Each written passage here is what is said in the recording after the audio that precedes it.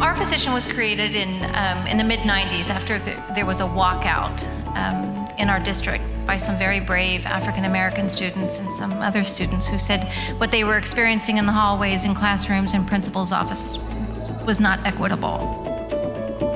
Students in hard-to-staff schools are frequently taught by the least experienced, least effective teachers. So with our program moving forward, we really want to make sure that we're considering those schools that might be hard to staff.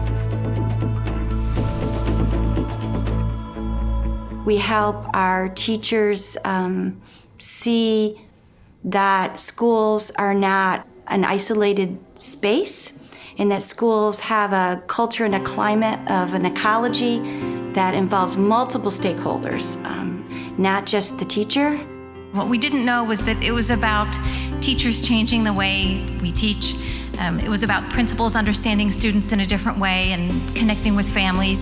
So we thought, well, let's actually, when we onboard new teachers, let's have some things that actually present them with the assets of our community rather than the deficits. Last year we did some community assets panels where we reached out to community partners and parents. If our new teachers don't have any familiarity with the neighborhood, this is the first thing that they see. They start envisioning themselves as part of a unit and part of a larger community, both in the school and outside those doors. There's increasing statewide teacher turnover rates across the board.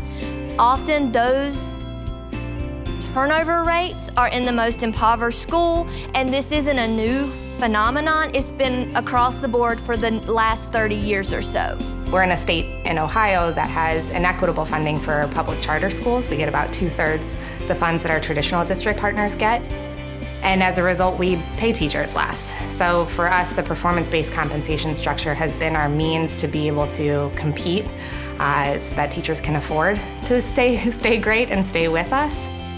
So over the last 3 years now, we've been building out a leadership development program that's been in-house. And that's been huge. And as a result, we've seen our headcount of effective teachers has grown over the last 4 years, and our retention of our effective and highly effective teachers has increased significantly. We see recruitment, preparation, and support as the cycle. And so these schools in which we prepare pre-service teachers are now places where our graduates are. And our graduates have now been there multiple years, and now they are mentor teachers.